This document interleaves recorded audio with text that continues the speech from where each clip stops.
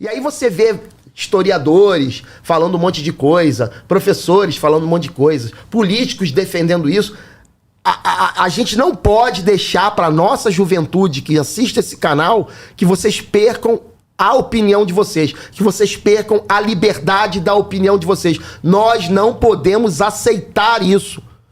Nós não podemos aceitar que pessoas inocentes, que crianças sejam decapitadas, que mulheres sejam estupradas, que não combatentes sejam atingidos. Isso não é uma ação de comandos. Eles podem ter utilizado táticas técnicas de guerra, mas são uma tática, uma técnica covarde, vil, nefasta, que tem que ser abolida do nosso meio. O que esses caras fizeram, uma rave que tinham pessoas de todos os países, eles quiseram mandar uma mensagem de dissuasão, de temor, de medo, que é uma ação terrorista, é uma tática terrorista. Espalhar o medo, o terror, para que ninguém combata. Só que no mundo atual, isso não vai vingar, porque as forças do bem hoje, elas estão mais atuantes. A população que é do bem, ela não está mais calada, ela não está mais introspectiva, ela não está mais sem coragem. Ela está atuante, ela está presente. E nós não podemos perder a nossa referência. O que o Hamas fez não pode ser aceitado, não pode ser, a gente não pode ter conivência, a gente não pode dizer que é uma população oprimida, não, é lei da causa e efeito. Eles buscaram o que eles estão recebendo, esse isolamento que eles receberam. Tanto é que se a gente tirar Israel, o Egito não aceita, fechou as fronteiras também. Entendeu? Então, aquilo que eu falo. A Cisjordânia que está lá, que tem um Estado, a autoridade palestina e tem o Fatah, está em negociação. Eles aproveitaram, para mim, de um momento político de Israel, de polarização, eles aproveitaram de um momento interno de Israel, que existe uma polarização, tem uma questão do Supremo, eles aproveitaram dentro de um feriado, eles aproveitaram uma outra que, para mim, pode ser especulação, uma outra guerra que está existindo, que é da Ucrânia, porque eles sabem que o Estado de Israel é o Ocidente dentro deles. Antes de Israel assinar o acordo com o mundo árabe, o Egito foi a primeira nação a reconhecer Israel. Eles aproveitaram esse momento, eles vêm planejando esse momento, eles usaram ali as 7 fases de um ataque terrorista, né? Seleção generalizada, reconhecimento, treinamento, ensaio e etc. Eles fizeram tudo a calada da noite.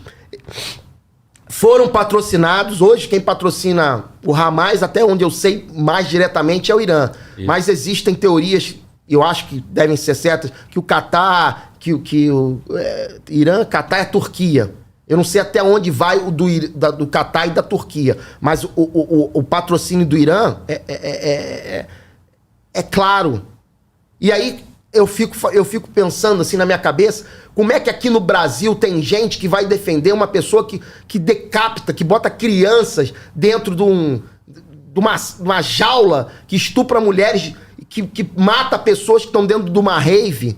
O que esses caras querem? O que esses caras acreditam? Como é que... Aí eu trago pro Brasil. A gente não pode aceitar que políticos no Brasil queiram defender isso e queiram comparar isso. Aí você vê as manchetes dos jornais lá... não são terroristas, o 8 de janeiro são terroristas. O que aconteceu no 8 de janeiro foi uma depredação do ambiente público. Tinham pessoas lá que não estavam alinhadas. É errado, vou crucificar quem fez aquilo, mas a maioria das pessoas que estavam lá não fizeram ações violentas contra nenhum alvo não combatente. Porque para mim a teoria de terrorismo é você fazer uma ação programada, pensada, que tenha um efeito psicológico, que empreenda medo, seja por questões políticas, seja por questões de etnia, seja por questões de discriminação. Então, tipo assim, voltando agora à tua pergunta, eu fiz uma breve introdução para deixar bem claro que eu não admito isso. Não, deixa eu só fazer um parênteses. Você falou sobre... partido, ideologias políticas e tal, a imprensa, uma parte da imprensa, não sei se isso mudou, mas estava recebendo muita crítica por estar divulgando como grupo armado. Não é um grupo armado. Porque coloca um grupo armado, né? Aí, assim, dá aquela ideia, né, de defendendo uma causa, né, por um grupo armado, um grupo separatista que entende a questão do território, essa questão histórica. Mas quando tu vai ver a ação e o que foi feito, terrorismo. Terrorismo. E não puro. chama de terrorismo. Não chama. E, porra, e aqui no Brasil fala com uma facilidade, né? Você está citando os atos aí que aconteceram aqui 8 de janeiro, a imprensa foi unânime. Terrorismo. Terrorismo. E aí, nesse caso, que é o Hamas, que já tem um histórico e com a ação que foi feita, fala grupo armado. Complementa só com isso aí. E eu tive a oportunidade na África viver em 2 países. O primeiro país, a Guiné, era muçulmano, e Moçambique tinha muito muçulmano. E eu tinha dentro de uma equipe um cara muçulmano, e que ele tinha um problema, Fazulu o nome dele, e que ele tinha um problema que a esposa dele fazia hemodiálise. Em Moçambique não tinha hemodiálise. Então ele tinha que ir para países fronteiriços. E esse cara, um dia, ele me ensinou o que é um muçulmano.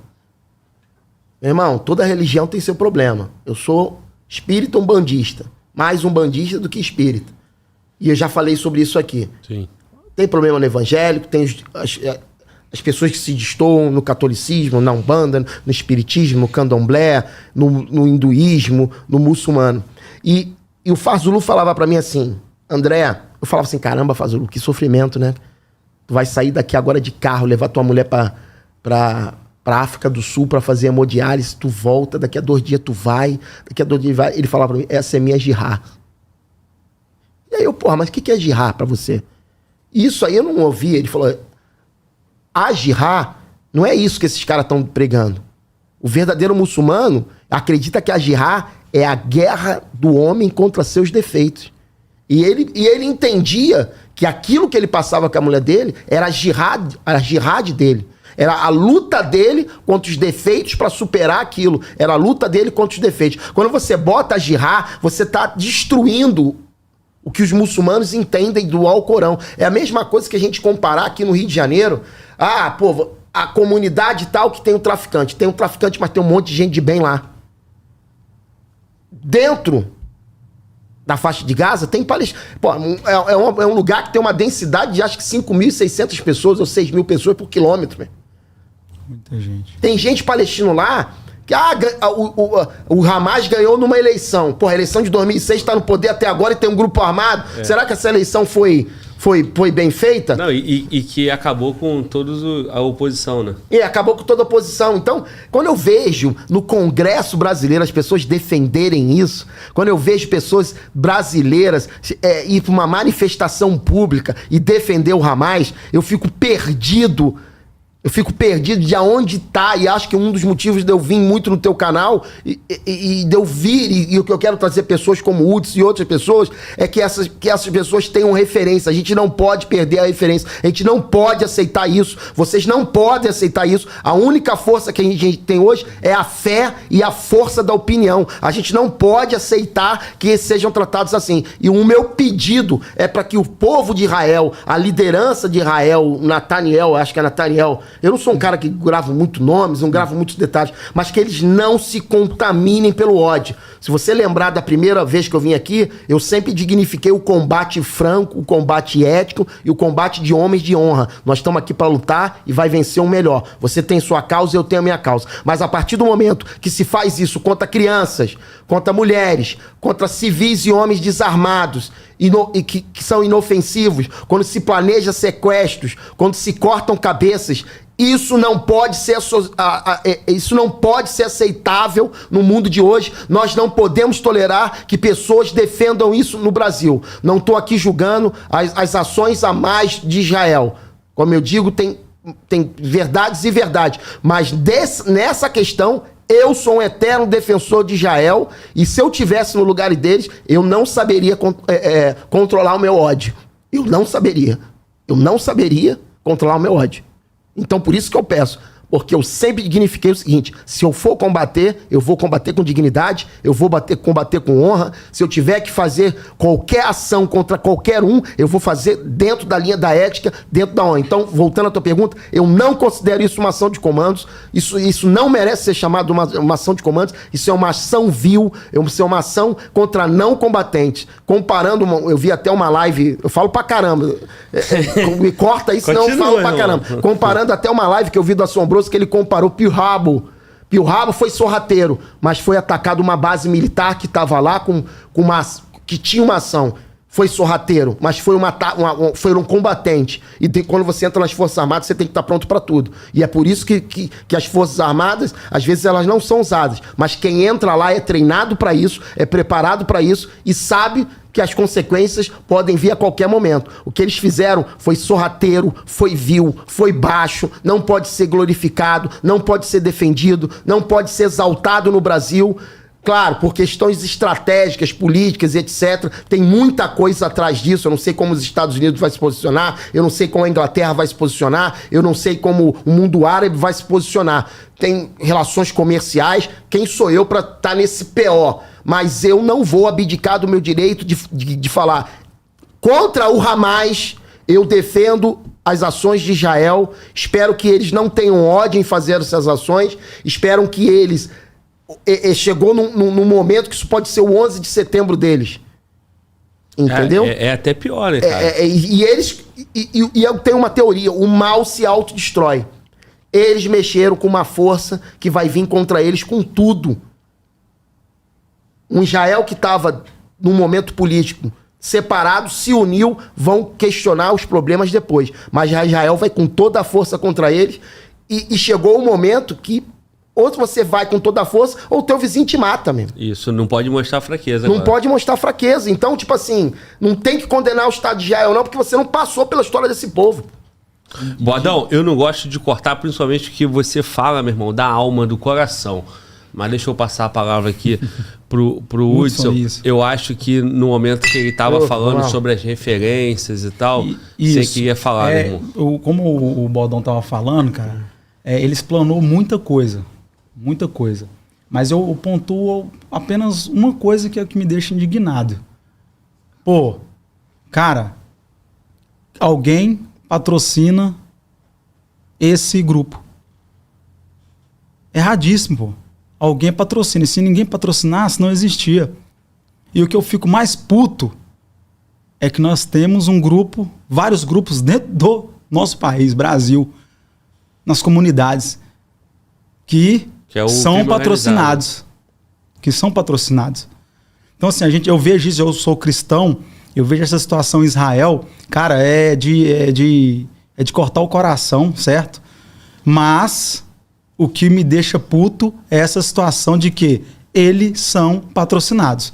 Então, assim, a pessoa, ela tem uma... Eu não sei o que ela tem na cabeça. Eu acho que é um grupo que fica escondido aqui no Brasil, em outros países, apoiando esse certo tipo de ação de terroristas. E fico puto por quê? No Brasil, cara, nós temos terrorismo e é patrocinado.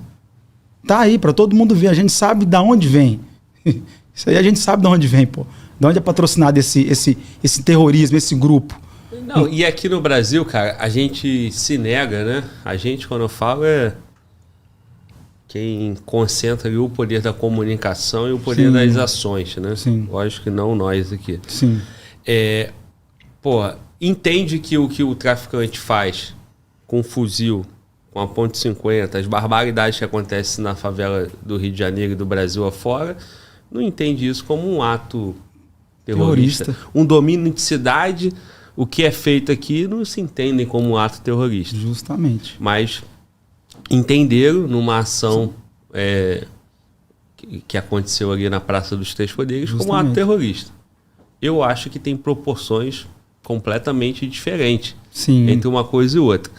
E agora, cara, você colocou o ponto que é o ponto dessa força, desse mal que tem aqui dentro, que nós estamos anestesiados achando que está tudo ok. Sim. Até o dia que esse grupo armado que domina territórios pobres, resolve ameaçar de alguma forma o poder. Resolve ameaçar de alguma forma para fazer um ato terrorista de verdade. Justamente. E aí eu não sei se o Brasil vai ter a capacidade que Israel tem.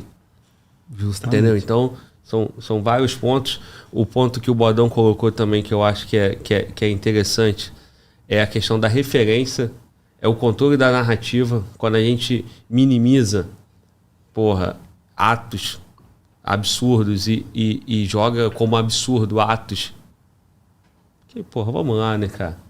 Eu nem gosto de entrar nessa questão de 8 de setembro, porque é complicado, eu tenho que preservar o canal. Mas, assim, teve uma ação típica de comandos ali, teve uma ação para desinstituir um Estado, teve, morte. Depredação do patrimônio público. Isso eu vejo muito claro, entendeu? E aí o Estado brasileiro entendeu dessa forma. O Estado brasileiro não entende um domínio de cidade como um ato terrorista. Acho que fizeram uma alteração legislativa agora recente, ou estavam tentando, não estou autorizado nesse ponto.